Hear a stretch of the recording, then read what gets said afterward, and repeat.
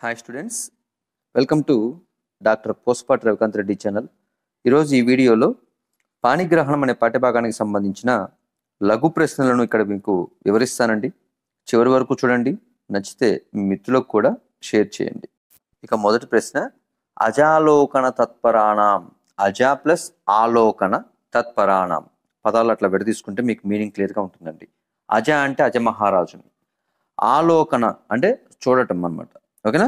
తత్పరాణం పురసుందరీనాం, అజమహారాజును దర్శించుకోవడానికి వచ్చినటువంటి పురసుందరీనాం, ఆ పట్టణంలోని స్త్రీల యొక్క విచేష్టితాని అంటే పనులు, చేష్టలు అనేటువంటివి కీదృశాని బభూవు ఏ విధంగా ఉన్నాయి అనేటువంటిది ప్రశ్న. ఇప్పుడు దానికి సమాధానం చూడండి.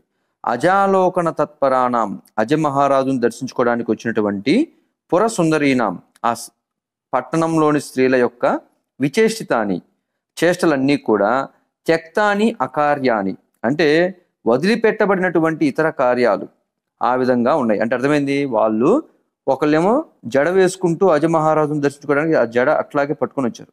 ఒక ఆమె పూలు పెట్టుకుంటూ అలాగే వచ్చింది, ఒక ఆమె కళ్ళకు కాటుకు పెట్టుకుంటూ అలాగే వచ్చింది. ఈ విధంగా అనమాట. ఓకేనా? నెక్స్ట్ రెండవ ప్రశ్న చూడండి. అజ పౌరవధూ ముఖోద్గతాః కీదృశీ కదా అశృణోత్. చూడండి, అజ అంటే అజమహారాజు, పౌరవధు ముఖోద్గతాః. పౌరవధు అంటే ఆ పట్టణంలో ఉండేటువంటి స్త్రీలండి, వాళ్ళందరూ కూడా ముఖోద్గతాః మాట్లాడుకుంటున్నారు కదా, వాళ్ళ నోటి నుంచి కీదృశీ కథాః ఎటువంటి కథలు అశృణోత్ ఈ అజమహారాజు విన్నాడు. ఆ పట్టణంలోని స్త్రీలందరూ కూడా అజమహారాజుని ఏ విధంగా వర్ణించుకుంటూ ఉంటే ఆయన విన్నాడు అని చెప్పి ఇక్కడ ప్రశ్న. ఇప్పుడు చూడండి, దానికి అజ పౌరవధూ ముఖోద్గతాః శ్రోతసుఖాః. అజమహారాజు ఆ పట్టణంలో ఉండేటువంటి స్త్రీలందరూ కూడా మాట్లాడుతున్నారు. అవన్నీ ఎట్లా ఉన్నాయి? శ్రోతసుఖాః వినడానికి వినసొంపుగా ఉన్నాయి. అటువంటి కథాః కథలన్నింటినీ కూడా అశృణోత్ వినెను అని ఇక్కడ మీనింగ్ అండి. నెక్స్ట్ మూడో ప్రశ్న చూడండి. భోజపతేః అంటే భోజ మహారాజు యొక్క, పురోధా అంటే బ్రాహ్మణుడు, భోజ మహారాజు తరపున ఉన్నటువంటి బ్రాహ్మణుడు కథం ఏ విధంగా వధూవరవు ఈ వధూవరులను అంటే అజమహారాజు మరియు ఇందుమతి దేవులను సంగమయాం చకార కలిపెను అని చెప్పి అంటున్నాడు. భోజ మహారాజు యొక్క పురోహితుడు ఈ వధూవరులు ఇద్దరిని కూడా ఏ విధంగా కలిపాడు, ఇది ప్రశ్న అండి. దానికి సమాధానం చూడండి. భోజపతే పురోధ భోజ మహారాజు యొక్క బ్రాహ్మణుడు అగ్నిం సాక్షిణం అగ్నిని సాక్షిగా చేస్తూ వధూవరవు ఈ వధూవరులు ఇద్దరిని కూడా సంగమయాం చకార కలిపెను అని అంటుంటాడు. అంటే అర్థమైంది, అగ్ని సాక్షిగా అని అంటుంటాం మనం.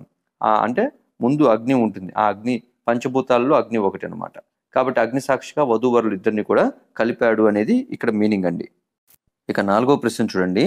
వివాహ సమయే అంటే వివాహ సమయంలో వరహ వరుడు అయినటువంటి అజమహారాజు కీదృశ ఆసీత్ ఏ విధంగా ఉన్నాడు. నెక్స్ట్ కుమారి, కుమారి అంటే వధువు, ఎవరు? ఇందుమతీదేవి. కీదృశి బభువ ఏ విధంగా ఉండెను అని ఇక్కడ ప్రశ్నకు మీనింగ్ అండి. సమాధానం చూడండి. వివాహ సమయే వరహ వివాహ సమయంలో వరుడు కంటకిత ప్రకోష్ఠ. మీకు ఇది 20వ శ్లోకంలో ఉందండి టెక్స్ట్ బుక్లో మీరు కనుక చూసుకుంటే. కంటకిత ప్రకోష్ఠ అంటే ఆ శరీరం నిండా ఉండేటువంటి వెంట్రుకలన్నీ కూడా నిక్కబొడుచుకున్నటువంటి వాడిగా ఈ యొక్క వరుడు ఉన్నాడు. నెక్స్ట్ కుమారి, ఈ యొక్క వధువు ఇక్కడ స్విన్నంగులిహి అని ఇచ్చినాడు అండి. స్విన్నంగులిహి అంటే ఆ చెమట పట్టినటువంటి వేళ్ళు కలిగినటువంటి ఆమె, ఆ విధంగా ఈ వధువు ఉన్నది అని అంటాడు. అంటే అర్థం ఏంటంటే మొట్టమొదటిసారిగా ఒకరి శరీరాలు ఒకరిని తాకుతున్నాయి. వరుడు తన చేతితో ఆ వధువు యొక్క చేతిని పట్టుకొని ఉన్నాడు. ఆ సమయంలో వారి యొక్క శరీరం అంతా కూడా కొత్తగా శరీరం తాకటం వలన ఆ చెమట ఏదో తెలియనటువంటి ఒక గగుర్పాటు కలిగి వారిద్దరూ కూడా అలా ప్రవర్తిస్తూ ఉన్నారని ఇక్కడ ఇచ్చున్నాడు. ఐదో ప్రశ్న చూడండి. వధ్వాహ సహ వరహ అంటే వధువుతో పాటుగా ఉన్నటువంటి వరుడు కీదృశం రాజమార్గం ప్రాప ఎటువంటి రాజమార్గాన్ని ఆయన పొంది ఉన్నాడు, అంటే ఎటువంటి రాజమార్గంలో ఆయన నడుస్తూ ఉన్నాడు అని చెప్పి ప్రశ్న అండి. అయితే మీకు ఇది 2వ శ్లోకంలో ఉందండి. ఇప్పుడు దానికి చూడండి సమాధానం. వధ్వాహ సహ వరహ వధువుతో పాటుగా వరుడు ఇంద్రాయుధ, చూడండి ఇంద్ర ఆయుధ తోరణాంకం అని ఇచ్చినాడండి. అంటే మనకి ఇంద్రధనస్సు ఈ పక్క నుంచి అవతల పక్కకి అలా పడి ఉంటుంది కదా, ఒక సర్కిల్ టైప్లో వస్తుంది, హాఫ్ సర్కిల్ టైప్లో. సో ఇప్పుడు ఈ తోరణాలు కూడా ఈ పక్క నుంచి ఆ పక్కకి అలా పడి ఉన్నాయి. అయితే ఇంద్రధనస్సు వంటి తోరణాలు కలిగినటువంటి రాజమార్గంలో ఆయన నడుస్తూ ఉన్నాడు అని ఇక్కడ ఇచ్చి ఉన్నాడండి. నెక్స్ట్ 6వ ప్రశ్న చూడండి. కామరూపేశ్వర దత్తహస్త అన్నాడండి. అంటే కామరూప రాజు దత్తహస్త, ఆయన చెయ్యి ఇచ్చాడు కదా, ఆయన చెయ్యి ఇవ్వగా కహ ఎవరు చతుష్కమంతం ప్రవేశ, ఆ చేతిని పట్టుకొని చతుశ్శాలలోకి ప్రవేశించాడు అనేది ప్రశ్న అండి. దానికి సమాధానం చూడండి.